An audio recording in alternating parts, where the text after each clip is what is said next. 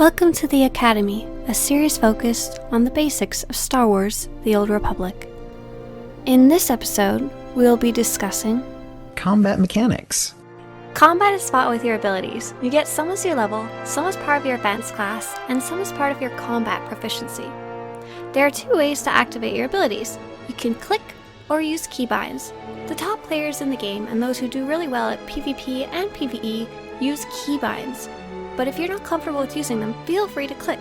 You're fine as long as you can do what you need to get done. I highly suggest to keybind your emergency abilities for quick use. Your keybinds are by pressing a combination of keys to quickly fire off your ability without using your mouse or your quick bars at all. To activate keybinds, go Escape, Preferences, and use the Keybindings tab at the bottom and use the quick bar keybinds. Most abilities are part of the global cooldown. That means you cannot use another ability until the last one's cooldown has worn off.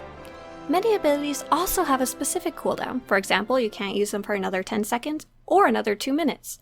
Others are only part of the global cooldown, and you can use them as fast as you actually can. Be careful when using the ones that have a long cooldown, like the 2-minute ones. These ones you want to try and use at very specific times so that you get the best out of them. Some abilities are single target, others are for groups. The group ones are known as AoE attacks, Area of Effect attacks. AoE attacks hit everything in the targeting circle or in a small radius around it. Keep in mind this is for the enemy's attacks and your own, so stay out of any bad circles that you see on the ground. Some abilities are casted, others are immediate. Some casted abilities break on movement, so stand still if those are one of it. Those kind of abilities are called turret abilities. Stand still, don't move, make some damage. There are many different types and categories of abilities. Some are pure damage, some help you do more damage with another ability, some are defensive, for healing, or for support. DPS characters do damage. They use their damage-making abilities to hurt their enemies and kill them fast. Your rotation as a DPS is using your abilities in a pattern that does the most damage. An example is using an ability that enhances one of your heavy hitters first to make it stronger. Check out dolphy.net or the SWTOR.com official forums for rotation guides written by other players for your specific combat proficiency.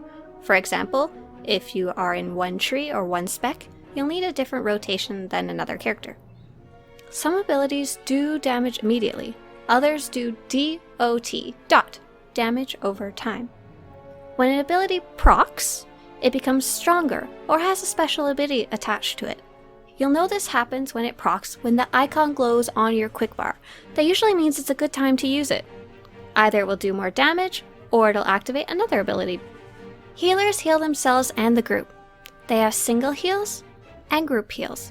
They also have immediate heals and HOTS, HOTS, heals over time.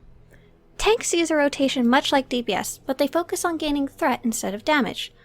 That keeps the boss focused on the tank, so only the tank takes damage while it's fighting.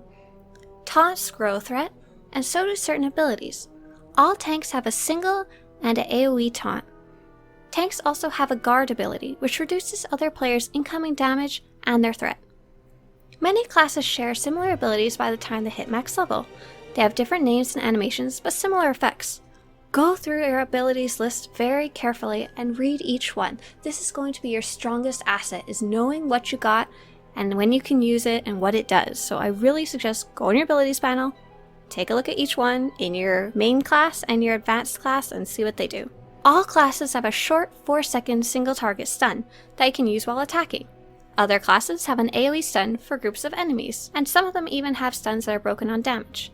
Both of these types of stuns are good when there's a lot of incoming damage, so you can get one enemy out of the way and kill it before it kills you. If you're about to die, use a stun and finish that guy off. Some classes have stuns that can only be used in stealth or at the beginning of combat. These are broken on damage. Stuns will only work on enemies that are stunnable. Check an enemy's debuffs to see if they're immune before you try and stun them. Operation and Flashblade bosses are almost always immune, but the enemies in between the big fights and in the open world aren't. All classes have a purge. Purge removes bad effects like stuns and gets you moving again. Some classes also have a cleanse. Cleanse removes bad effects from others or themselves, like stuns or abilities that do damage over time. All classes also have an interrupt that can be used to stop an enemy from doing what they're doing. You want to use this when the ability's cast bar is filling up for the enemy.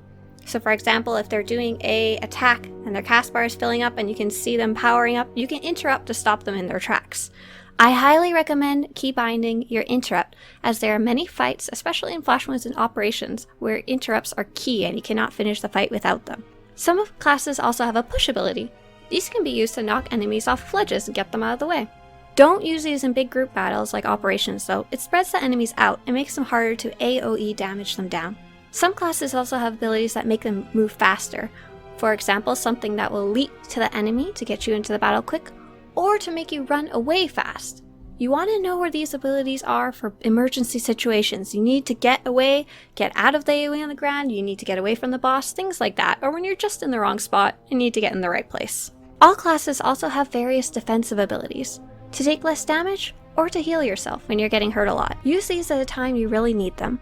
Your biggest asset will be knowing exactly what your abilities do, knowing where they are, and reacting to certain situations with the right ability. If you know an enemy is about to hit you hard with a cast ability, try and use the interrupt to stop it.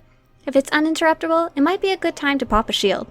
Lots of enemies around? Use your AoE abilities. Only one enemy? Stick to your single target ones. The more familiar you are with your abilities, the better you will do, and the more tools you'll have at your disposal. I hope you've enjoyed this episode of the Academy. Do you have any tips or tricks about combat mechanics for new players? Or do you have any questions about any of the stuff that was listed in the video? Feel free to post in the comments below. Don't forget to subscribe to show your support for this series, and to get notified when the next episode is coming out.